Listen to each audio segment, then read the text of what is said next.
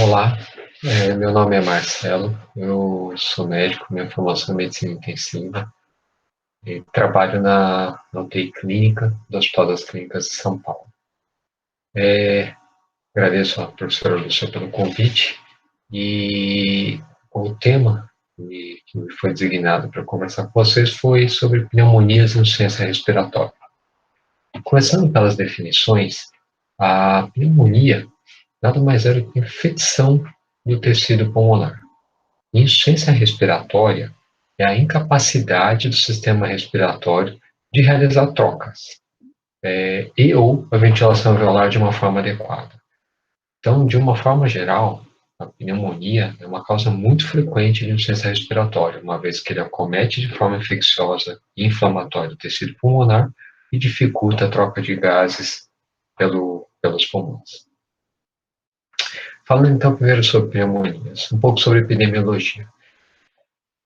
Nos países desenvolvidos, a incidência de pneumonias ocorre aí de até de 6 casos para cada 1.000 pessoas por ano. E mais comumente, afeta um grupo de risco, que são os idosos, homens, negros, nos meses mais frios, os imunossuprimidos e pessoas com doenças crônicas, sejam doenças reumatológicas, doenças respiratórias e assim por diante. Das principais causas de morte no mundo, isso que eu trago para vocês da OMS de 2016, hoje ainda é bem parecido com isso, as infecções do tecido respiratório inferior, ou seja, dos pulmões, elas ocupam a 4ª causa de morte no mundo. Tá? Em relação à fisiopatologia, uma pneumonia pode ser causada por bactérias, ou por vírus, ou por parasitas. Mas o mais comum é por bactérias e vírus. Como que esses micro-organismos chegam nos pulmões?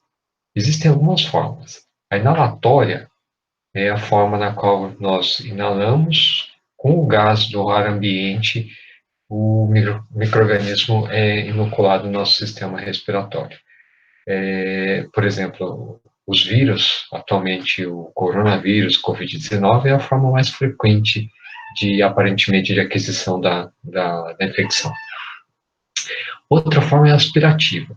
A forma aspirativa nada mais é do que, em vez da gente inalar o gás contaminado com algum micro-organismo para os pulmões, a gente simplesmente aspirar, ou seja, saliva, por exemplo, rica em bactérias, que pode entrar pelas vias aéreas e inocular as bactérias dentro dos pulmões. E, por último, a via hematogênica, onde, por exemplo, eu tenho uma infecção de pele, onde a bactéria da infecção de pele toma a circulação, se distribui pelo corpo e vai se assestar nos pulmões. E existem os mecanismos de defesa, nossos mecanismos de defesa, que são divididos em inatos e adquiridos.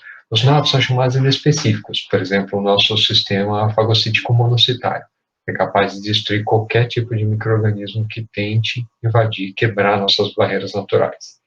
E os adquiridos são os anticorpos, por exemplo, que depois da primeira infecção ou de uma vacina, a gente pode criar anticorpos capazes de destruir as bactérias ou vírus que venham causar essa infecção.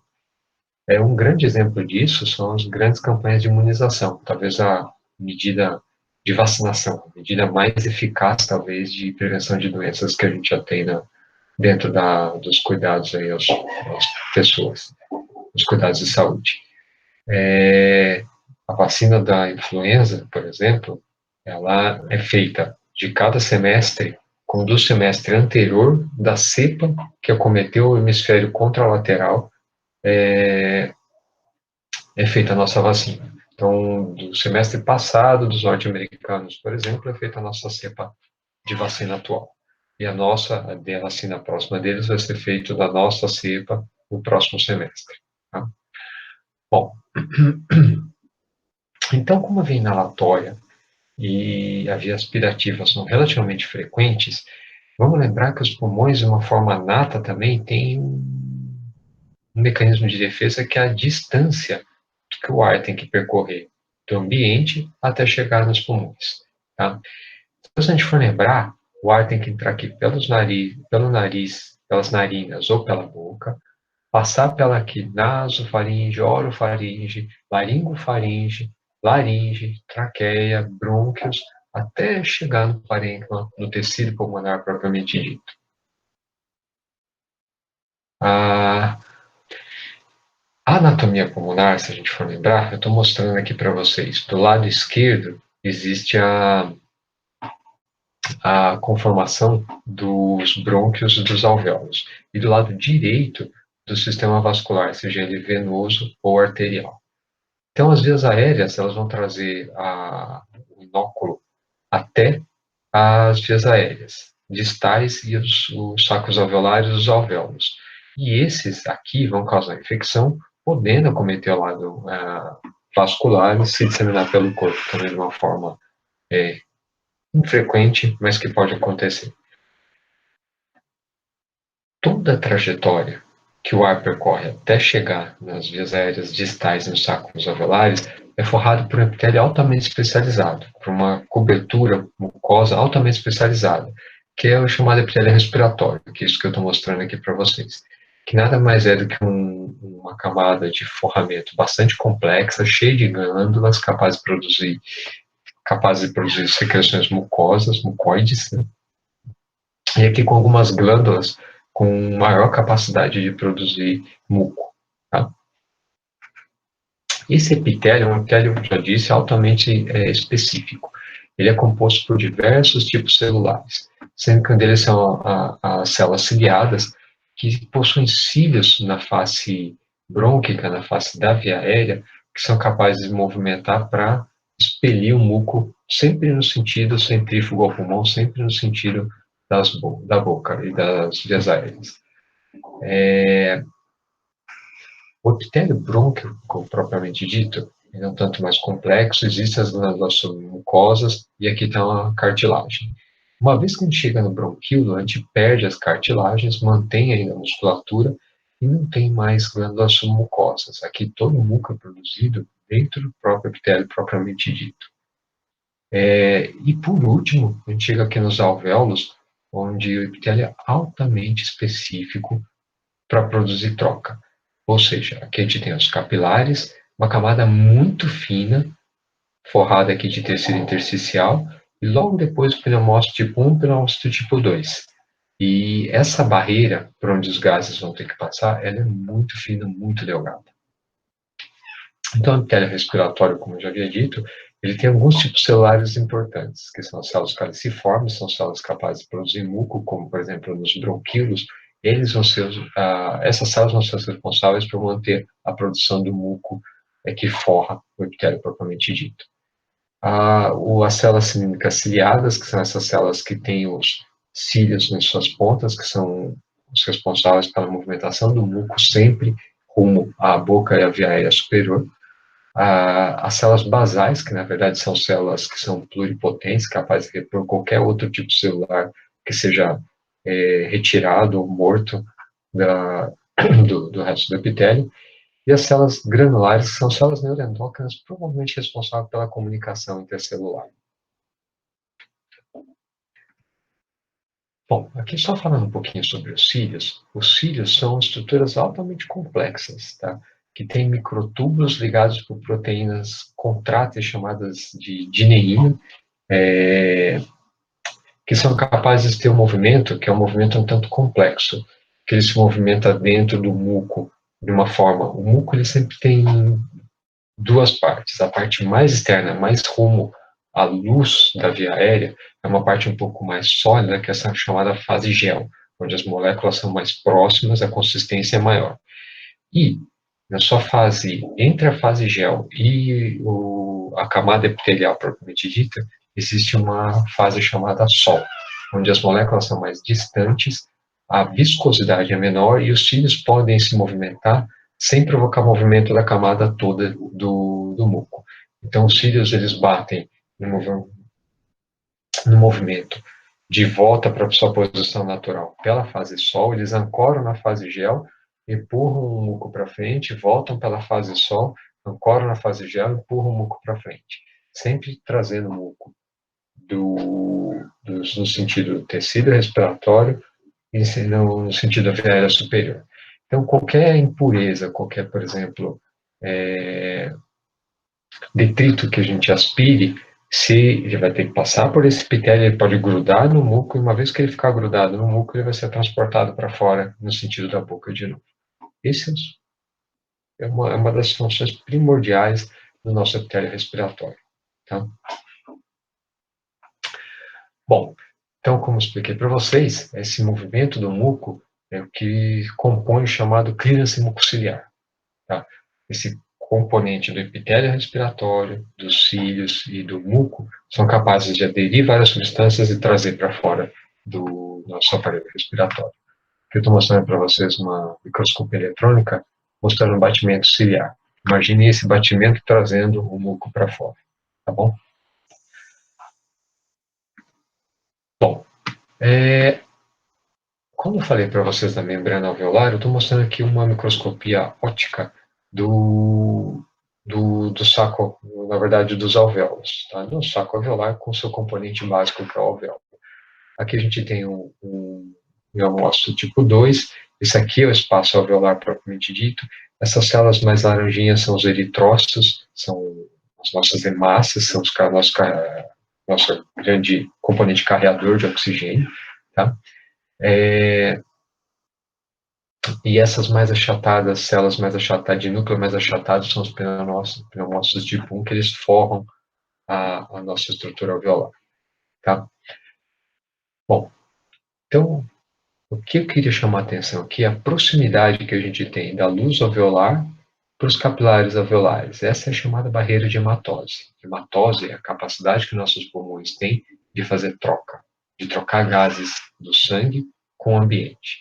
E a nossa barreira de hematose, a nossa unidade fisiológica de troca, anatômica fisiológica de troca, é isso que eu estou mostrando para vocês. Uma membrana muito delgada e altamente eficaz na troca. Bom, em relação à anatomia patológica das pneumonias, a gente pode ter um preenchimento inflamatório celular, principalmente composto pelo sistema fagocítico monocitário, mas dependendo do agente, como, por exemplo, quando temos pneumonias virais, existe também um componente importante linfocitário, que pode ser de preenchimento intersticial ou alveolar. E ele também pode ser localizado ou difuso pelo parênquima. Quando ele é localizado em uma região ampla dos pulmões, é chamado de pneumonia lobar. Quando ele é multicêntrico, também é chamado de broncopneumonia. As vias aéreas também podem ser acometidas, e principalmente nas infecções virais. Nas infecções virais que acometem o epitélio respiratório, uma característica muito grande é a produção de muco, quer dizer, aumento de secreção e a redução do batimento ciliar, tá? O que faz com que a gente acumule secreção nos pulmões. Bactérias também podem fazer isso. Então, aqui eu estou mostrando uma peça anatômica, um pulmão que foi retirado de uma pessoa que faleceu, que morreu com a pneumonia lobar. Então, o que a gente vê é aqui, ó, aqui estão as vias aéreas, onde eu estou mostrando com a seta para vocês, tá? E aqui uma região um pouco mais brancacenta, amarelada. Isso aqui seriam os alvéolos normais, isso aqui são os alvéolos preenchidos com essa secreção purulenta.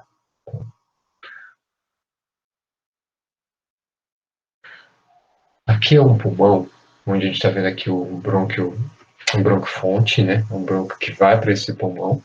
E aqui a camada pleural que envolve os pulmões.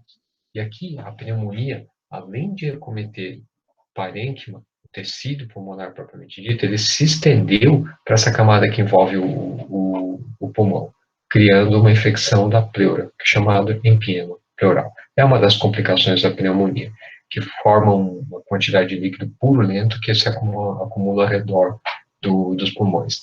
Isso, em geral, pode provocar restrição do pulmão e a médio e longo prazo, quando ele se organiza, ele acaba restringindo a expansão pulmonar, tá? Reduzindo a nossa capacidade pulmonar total. Bom, aqui mais uma vez, isso aqui seria um parênquima, é um pulmão também, um corte anatômico numa pessoa falecida. Aqui estão os alvéolos, aqui via aérea, aqui o preenchimento com material inflamatório, e aqui uma região cavitada, onde o processo inflamatório foi tão intenso que chegou a provocar uma cavitação. Bom, aqui então a gente tem uma peça anatômica mostrando o preenchimento inflamatório do pulmão como um todo. Aqui a gente não acha aquelas regiões que tinham aquelas áreas aeradas, espongiformes. Aqui a gente tem um preenchimento total, provavelmente um componente inflamatório, uma área toda amarelada, isso é uma pneumonia lobar. Tá? E aqui está a via aérea. Do ponto de vista histológico, na hematoxina e eosina, aqui eu estou mostrando para vocês na esquerda um pulmão normal, com via aérea e aqui os diversos alvéolos. Aqui já é um pulmão com uma infecção, onde a gente tem aqui o septo interalveolar, várias capilares preenchidas com eritrócitos, né, as células, nossas hemácias, e aqui umas células com um componente celular bastante intenso, com núcleos bem intensos. Isso aqui é um infiltrado celular inflamatório do sistema fagocítico mononuclear. Tá? Isso é uma pneumonia. E aqui vai uma amostra histológica da nossa pandemia atual, que é do Covid-19, a infecção pelo coronavírus, que tem toda uma nuance especial.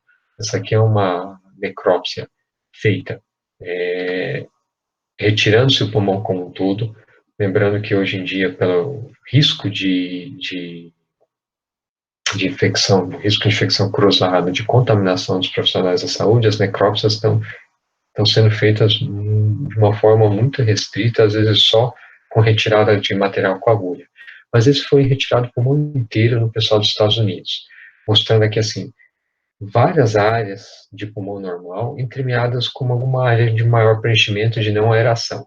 Quando a gente amplifica essa região que está aqui com essa seta, a gente vai chegar nisso que está vendo aqui do lado, tá? Onde a gente tem um preenchimento inflamatório e hemorrágico dos sacos alveolares, tá?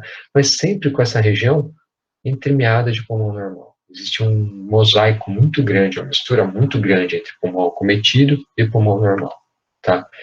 E as vias aéreas também bastante acometidas aqui, bastante inchadas, que é uma característica aí da Covid-19, que muitos pacientes vêm com obstrução de via aérea, tá? Com um quadro muito parecido com a da asma brônquica. Aqui só para exemplificar um pouco mais, aqui já é uma necrópsia feita minimamente invasiva, com agulha, mostrando aqui um dano alveolar difuso, né, um componente inflamatório que não é tão intenso para toda a gravidade da doença. Tá?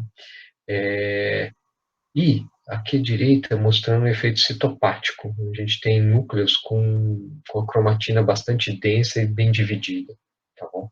Quer dizer, mostrando a presença e atividade viral.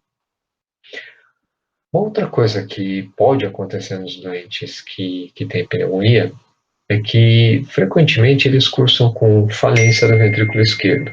E não muito raramente também, a gente acaba dando um tanto quanto de volume de fluidos a mais para eles, aumentando a quantidade de fluido intravascular. Essa quantidade de fluido intravascular associada à falência do coração esquerdo pode levar ao aumento da pressão capilar pulmonar. E aqui eu estou mostrando para vocês é uma microscopia eletrônica de um septo, tá? Onde aqui está o componente vascular, a face vascular, e aqui está a face epitelial. Isso aqui é uma célula endotelial, isso aqui é uma célula endotelial. Então aqui a pressão foi tão grande que aquela tie junction, a junção firme entre as células endoteliais, ela se desfez, foi rompida, rota. E houve uma exposição da íntima aqui. Tá? Um tipo histológico, tipo celular, ou resto celular, que costuma aderir firmemente nas exposições da íntima são as plaquetas, que eu estou mostrando aqui para vocês. Tá? Isso aqui desencadeia todo um processo inflamatório. Tá? Bom, Às vezes a pressão é tão grande dentro dos capilares que acontece isso que eu estou mostrando para vocês aqui, ó. Houve a rotura da parede do capilar e um eritrócito saindo do capilar. Isso aqui é uma microscopia de varredura mostrando a face interna do alvéolo, tá? Como seria a superfície do alvéolo.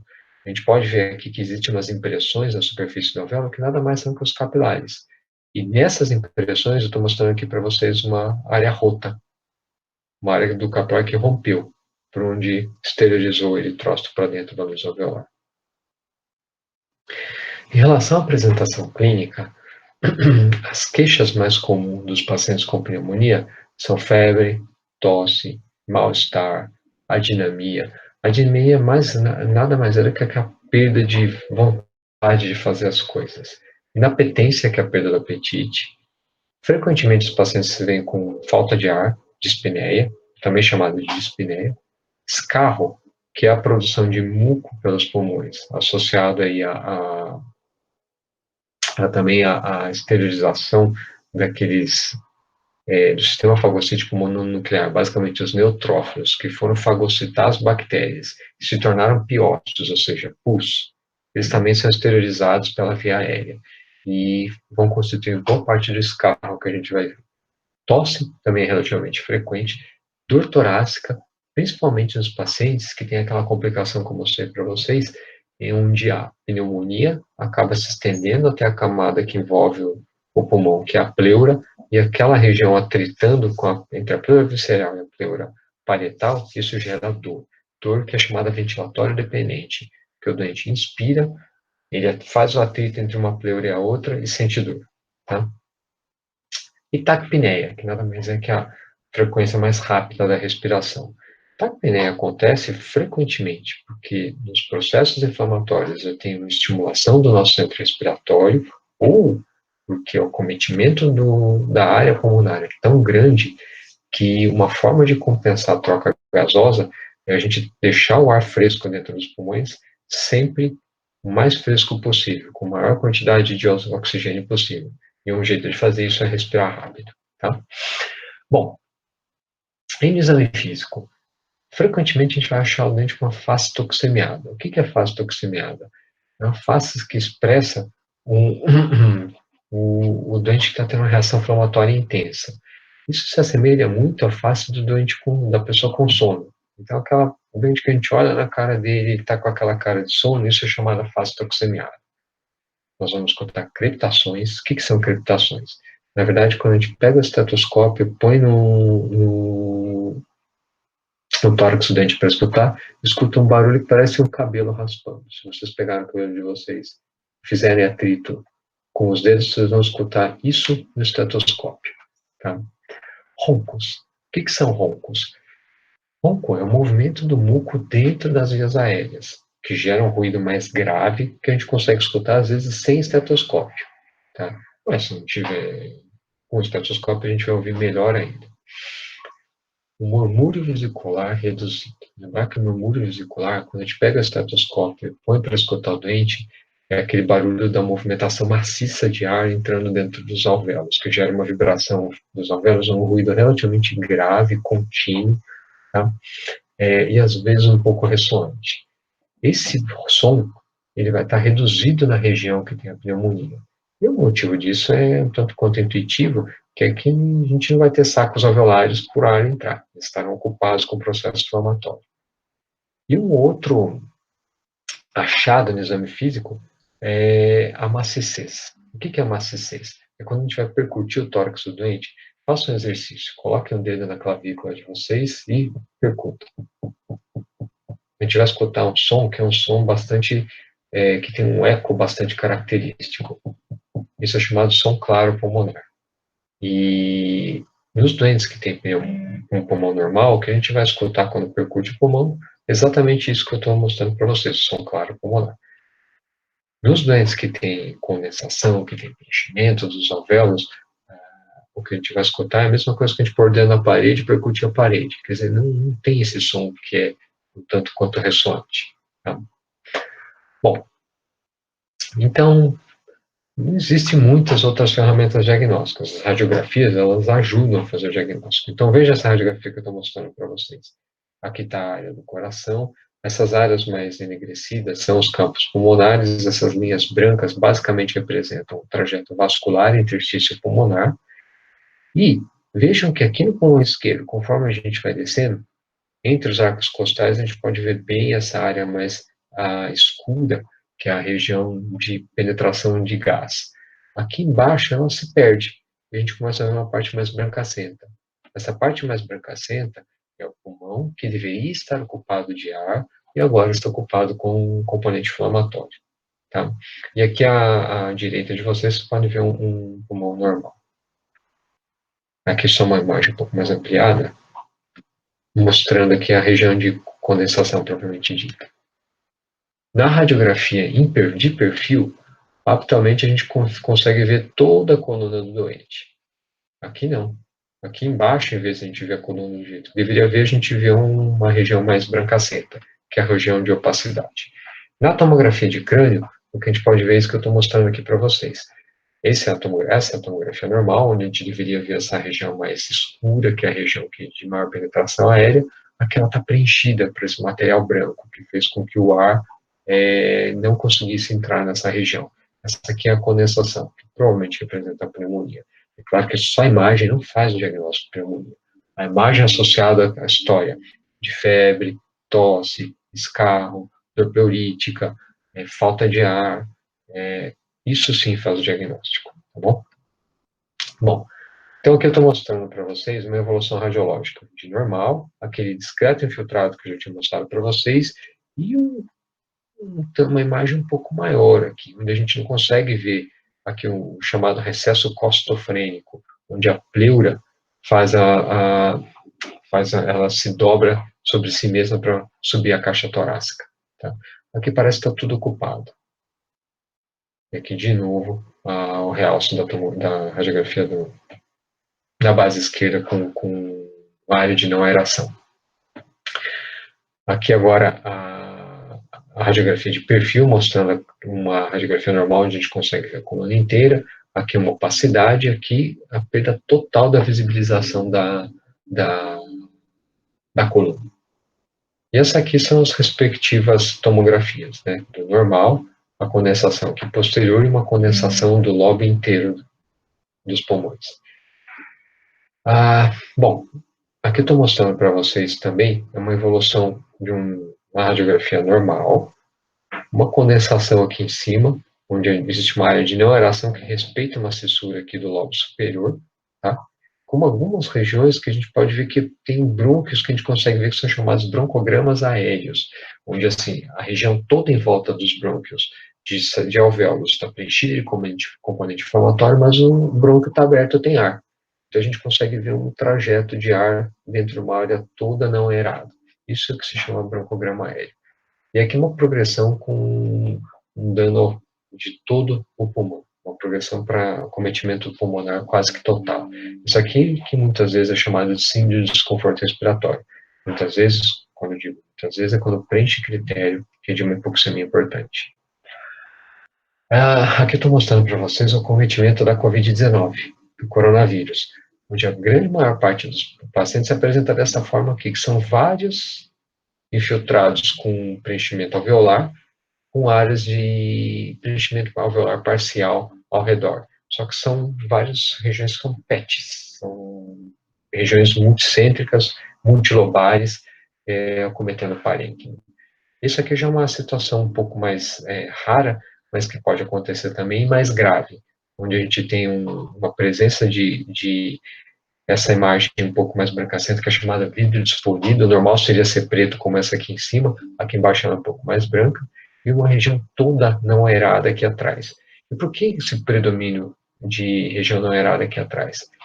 Porque uma vez que os alvéolos estão inflamados, eles perdem o surfactante deles. Lembrar que o surfactante é produzido pela pneumócito tipo 2, onde a grande maior parte do surfactante, o componente maior do surfactante, são fosfolípides, que eles quebram a tensão superficial e ajudam a manter a potência alveolar, os alvéolos abertos.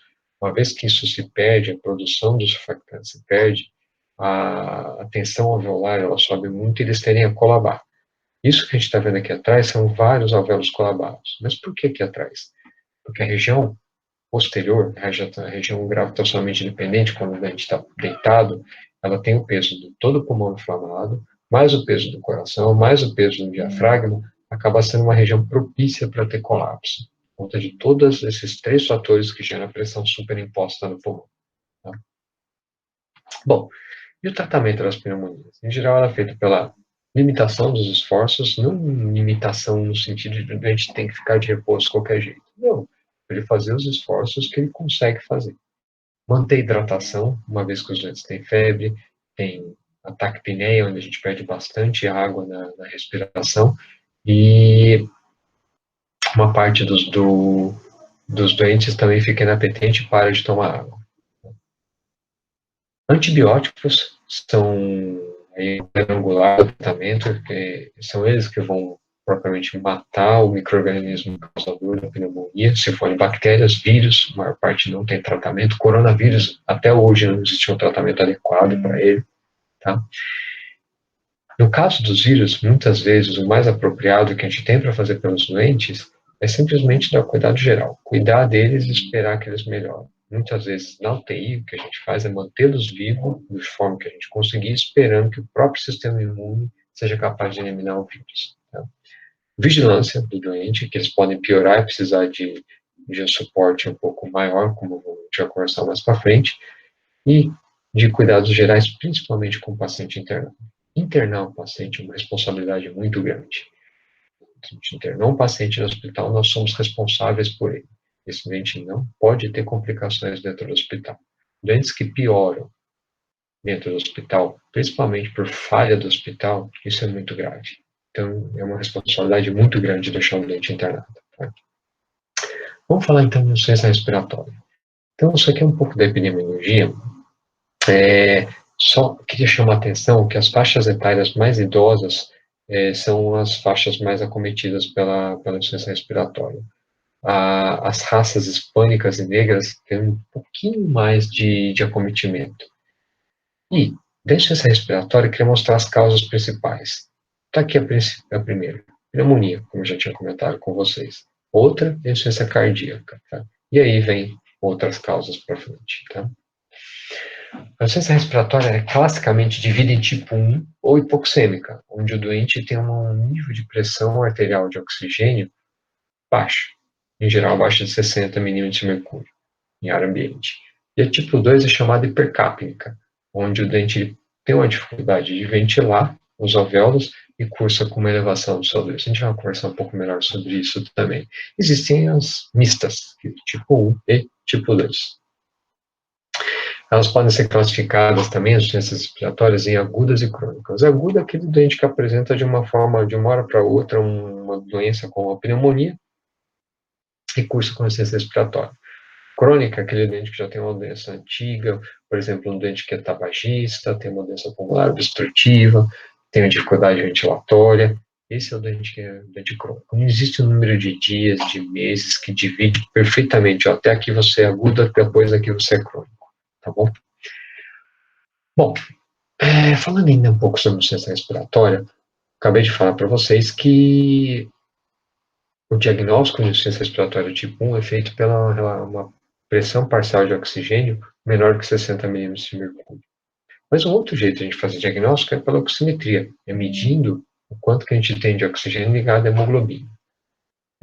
Lembrar que a gente carrega a hemoglobina no sangue de duas formas, uma dissolvida no plasma, outra ligada à hemoglobina, a gente vai conversar um pouco mais para frente. Essa curva que eu estou mostrando é a curva de dissociação do oxigênio pela hemoglobina. E aqui tem algumas coisas interessantes. Vejam que, em geral, essa linha aqui em cima é a linha de normalidade.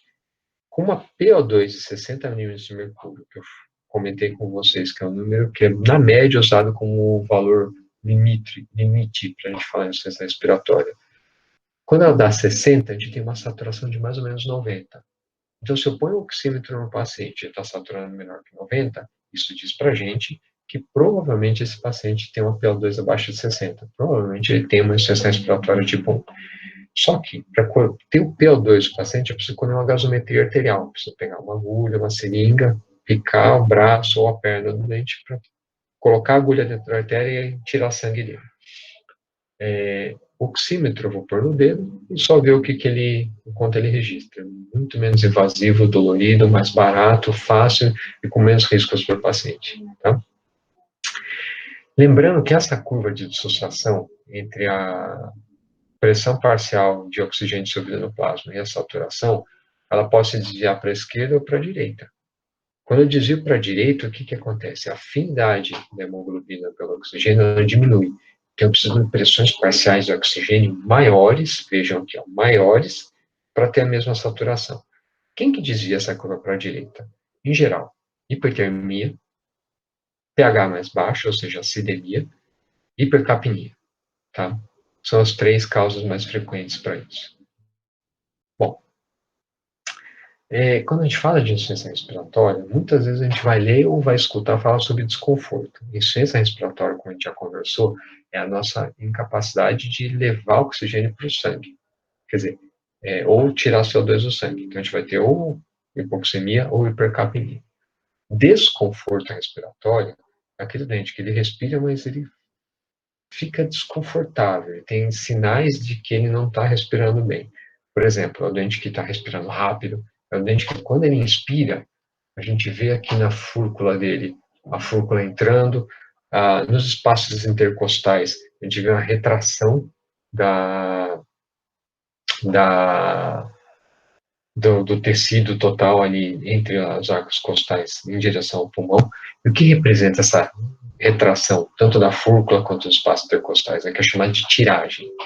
Tiragem representa que a pressão dentro da pleura é muito negativa. Tão negativa que onde eu não tenho o osso que está expandindo para fora, a tendência é entrar por causa dessa pressão que está chupando para dentro os tecidos móveis. Por que isso acontece?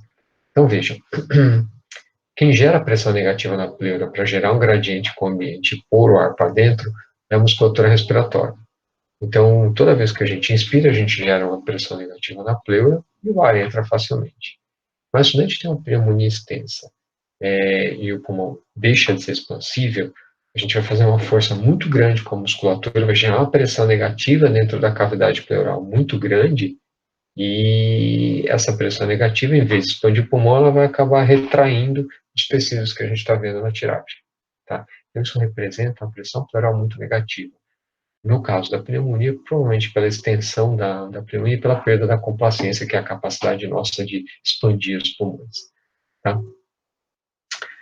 Bom, sobre um pouco da fisiopatologia, mais uma vez, o oxigênio é transportado no sangue, ou dissolvido no plasma, ou ligado à hemoglobina. O dissolvido no plasma, a gente tem um constante de dissolução que é de 0,0031, quer dizer, para cada milímetro de mercúrio que eu tenho de pressão parcial de oxigênio no sangue, eu tenho mais ou menos 0,031 ml por cada 100 ml de sangue. Tá? E ligado à hemoglobina, a gente tem uma quantidade muito maior de oxigênio, que a constante de dissolução é 1,36 vezes, é claro, a quantidade de hemoglobina que o doente tem e a saturação dessa hemoglobina pelo oxigênio.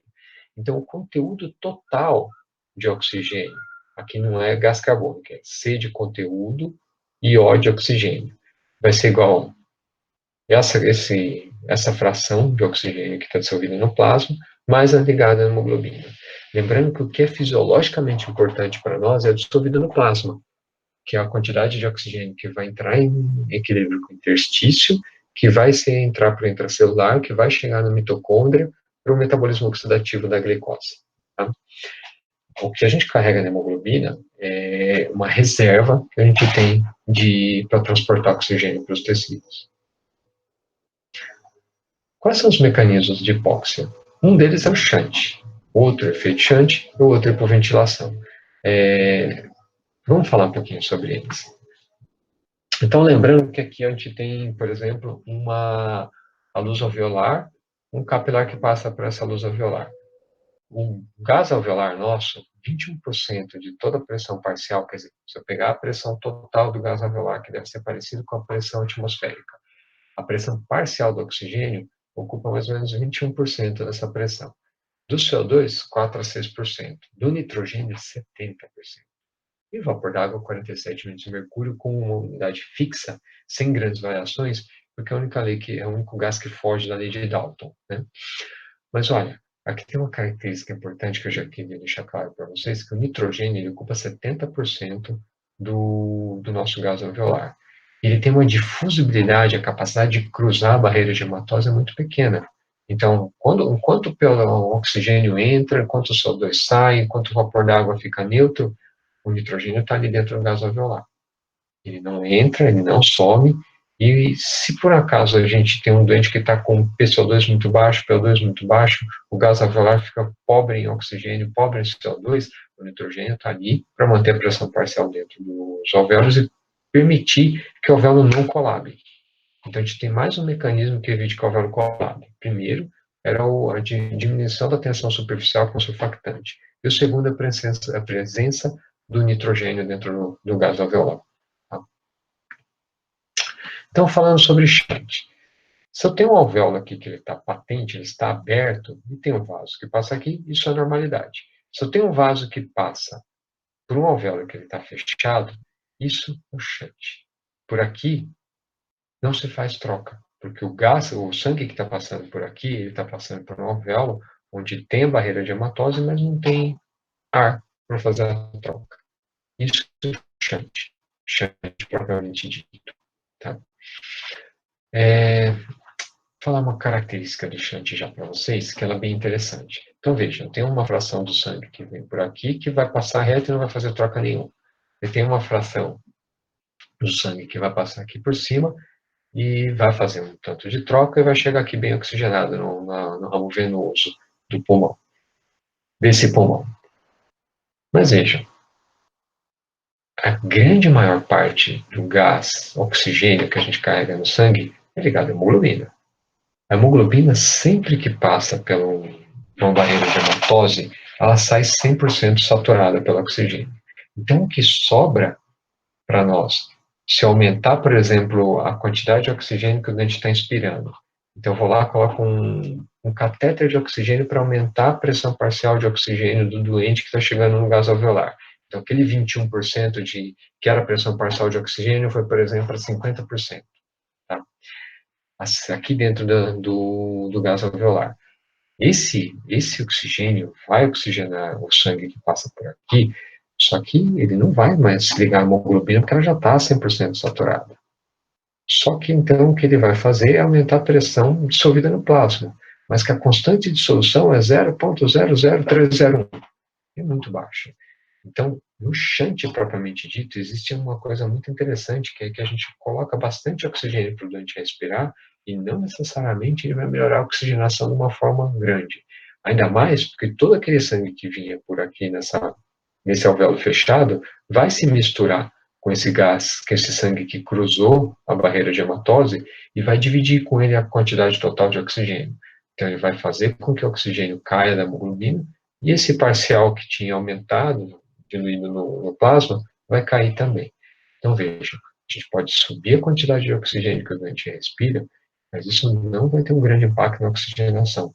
Por quê? A gente, quando aumenta a fração expirada do oxigênio no paciente no gás alveolar, para chegar a um gás alveolar com a pressão de oxigênio mais rica, isso vai ter impacto em aumentar só o que está absorvido no plasma, que é muito pouco.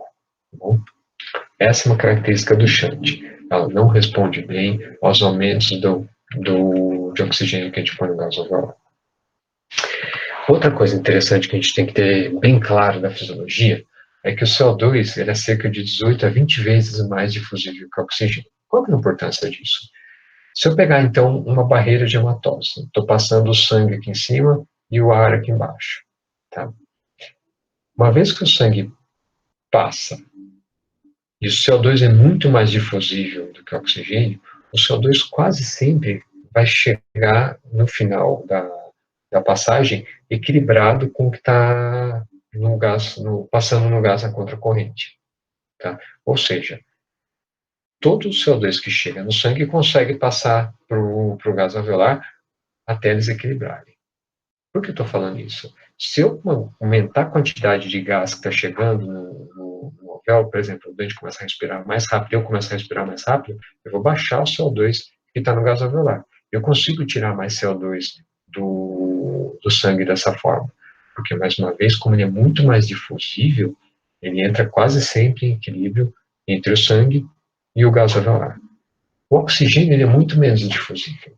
Então, eu posso colocar um monte de gás oxigênio aqui, na luz alveolar, e nem sempre ele vai equilibrar, dependendo se a superfície é muito pequena, nem sempre ele vai equilibrar com o sangue.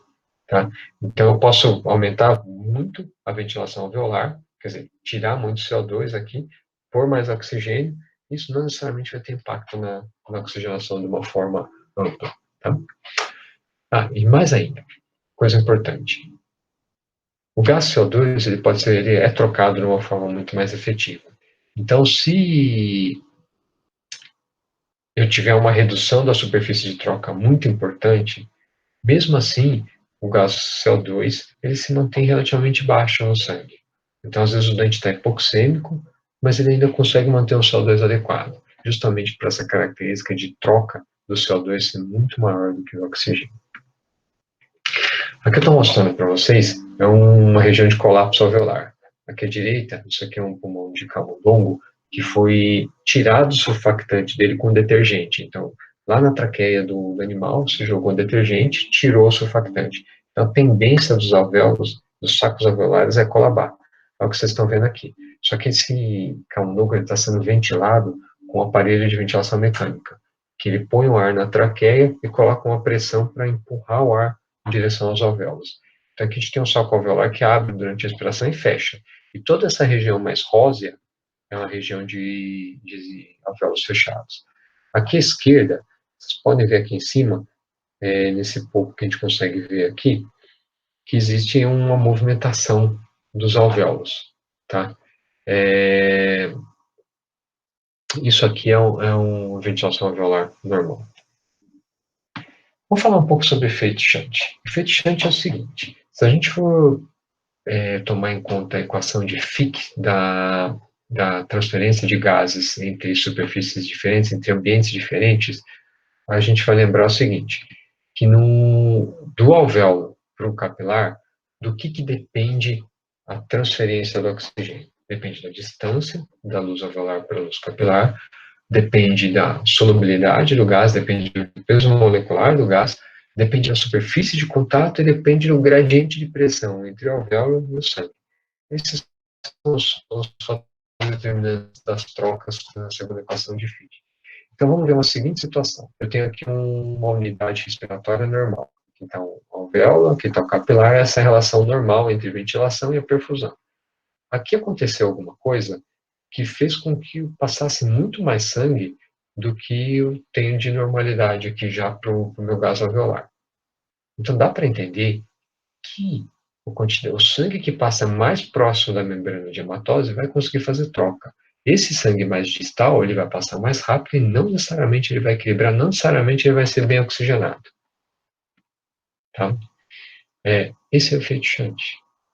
Chama efeito Shunt porque a gente tem passagem de sangue em regiões que tem barreira de hematose, só que uma quantidade de sangue não vai ter contato com a barreira de hematose, simplesmente porque a quantidade de sangue é muito grande e a superfície de troca é muito pequena.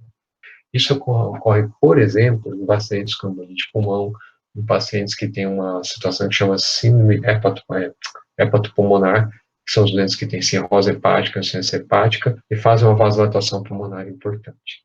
Tá? Qual que é a grande característica dessa situação? Que quase todo o gás alveolar vai ter contato com o sangue. Então, se eu aumentar a quantidade de oxigênio dentro do saco alveolar, da luz alveolar, eu vou aumentar a transferência de oxigênio para o sangue. Então, sim, a diferença entre o shunt e o efeito shunt é que se eu der oxigênio para o paciente e ele melhorar a oxigenação, isso sugere que ele tenha um efeito shunt, não o shunt propriamente dito. O shunt propriamente dito responde muito mal ao oxigênio. Então, o doente que tem o predomínio de efeito shunt, ele responde bem à oxigenoterapia. Tá? Bom, aqui é só para falar de novo da redução de superfície como como um motivo de hipoxemia, que é o efeito Shunt que eu acabei de falar para vocês.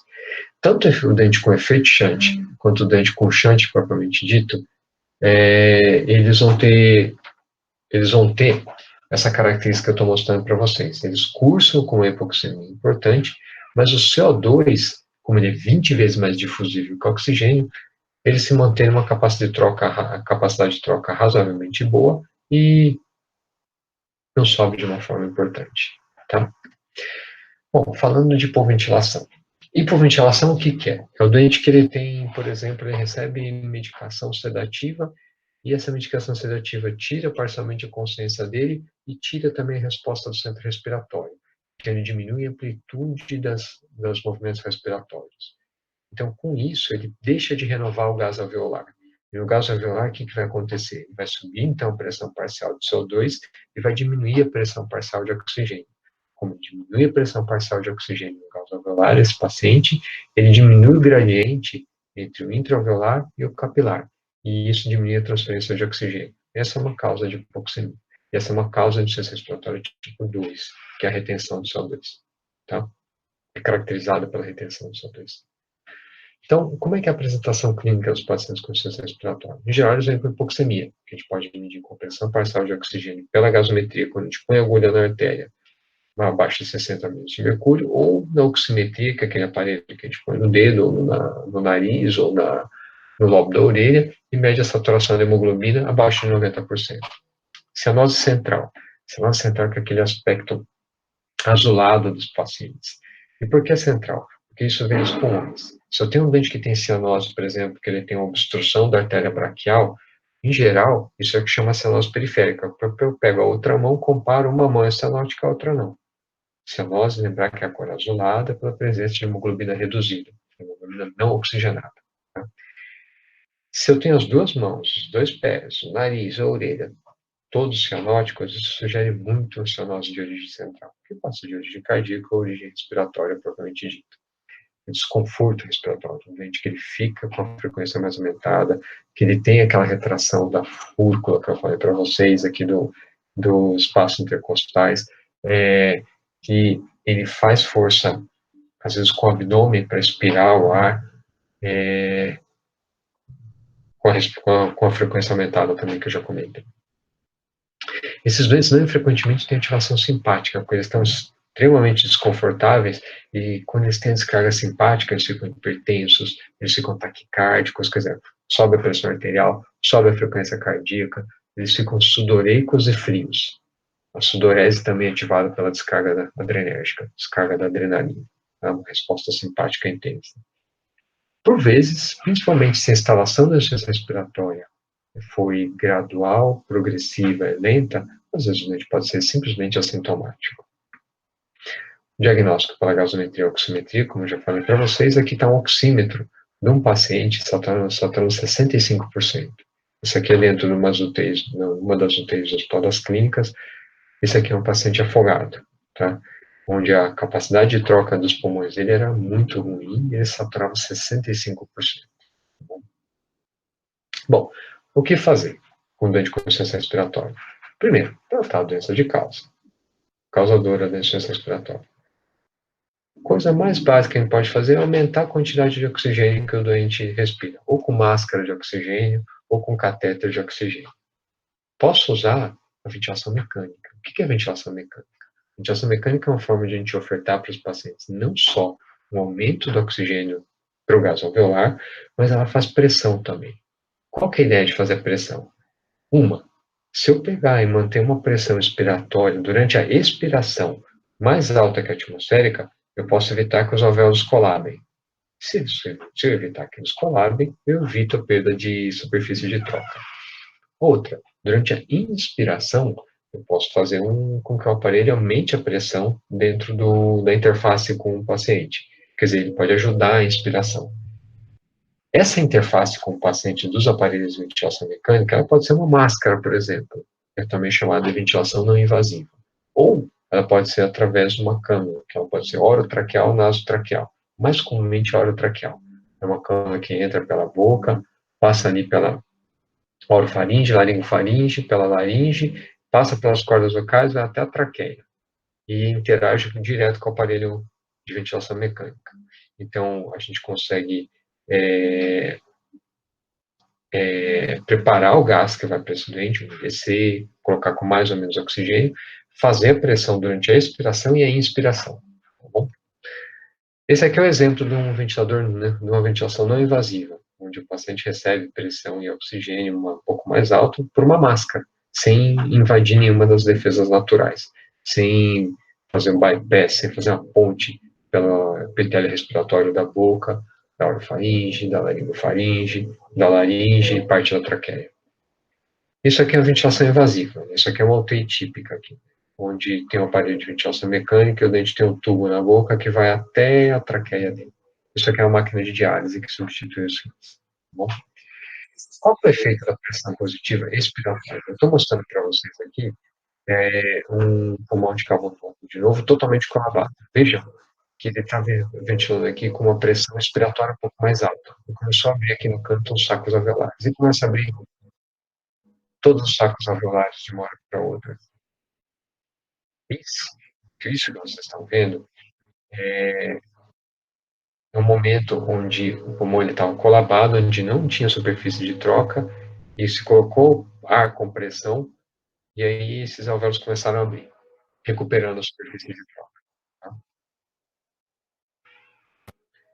Bom, aqui eu estou mostrando para vocês uma radiografia onde era para ser os campos pulmonares mais escuros, tá? Só que aqui estão todos brancos. Isso aqui é um raio-x típico de um paciente com a síndrome do desconforto agudo ou síndrome da angústia respiratória aguda.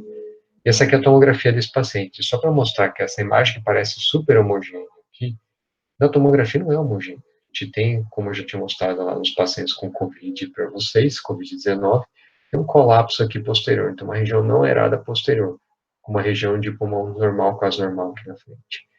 Apesar dessa desproporção parecendo que aqui é muito grande, esse pulmão, por exemplo, esse paciente, por exemplo, tem mais ou menos 40% da massa pulmonar colabada aqui, não aerada. Lembrando que o pulmão tem uma densidade muito baixa, que é o que a gente está vendo aqui na frente. Só que aqui, sem aeração, a densidade torna-se muito alta. Então, quando a gente fala de massa pulmonar, ela está quase toda concentrada aqui atrás, sobrando só uma quantidade pequena para fazer troca aqui na frente. Eu trouxe para vocês agora esse gráfico. Esse gráfico mostra para a gente, pela Organização Mundial de Saúde, os pacientes que têm a oportunidade de ser oferecido para ele cuidados paliativos. O que são cuidados paliativos? Paliar significa proteger um paciente. Então, de tudo que a gente faz na nossa profissão, que é tentar cuidar, tentar melhorar os pacientes, o principal de tudo isso é cuidar deles. Muitos pacientes têm doenças respiratórias crônicas, que vão agudizar, e muitos deles estão próximos do fim de vida.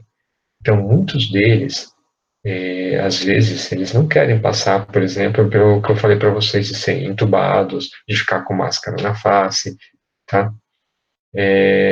Esses doentes que têm doenças crônicas, que estão em progressão, estão muito próximos do fim de vida, eles têm direito de escolher se eles querem passar por esse tipo de suporte, tá?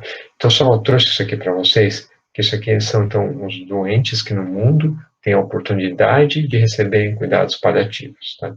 As doenças cardiovasculares saem como líderes aqui. Logo depois vem câncer. A gente sempre pensa ao contrário, como câncer como doença principal e terminal. Não, as doenças cardiovasculares vêm na frente, tá? Em terceiro vem a doença respiratória, tá? A principal delas é a doença crônica obstrutiva. DPOC, doença pulmonar obstrutiva crônica, tá bom? Bom, concluindo, pneumonia é uma causa comum de procura médica. Pneumonia é a causa mais frequente de insuficiência respiratória, tá? As formas mais graves de pneumonia têm uma mortalidade alta, que chega na casa dos 25, 30% dos pacientes. Tá? Insuficiência respiratória é uma causa comum de internação no UTI. Posso dizer que é a causa mais comum, ainda mais agora na era COVID, que quase todos os pacientes vêm para o UTI com algum grau de insuficiência respiratória. A pneumonia pode causar insuficiência respiratória hipoxêmica tipo 1 por shunt, porque simplesmente o infiltrado inflamatório ocupa todo o espaço alveolar, evitando que exista a troca, ou por efeito shunt, onde existe colapso parcial dos alvéolos e a gente consegue ainda aerar ou oxigenar um pouco do sangue com os alvéolos parcialmente colabados. Tá? E o tratamento, basicamente, da insuficiência respiratória é suporte. É manter o doente vivo até que ele melhore da causa de base da insuficiência respiratória. Se for uma pneumonia, basicamente vai ser antibiótico. Tá? Então, é isso que eu tinha para dizer para vocês. Muito obrigado.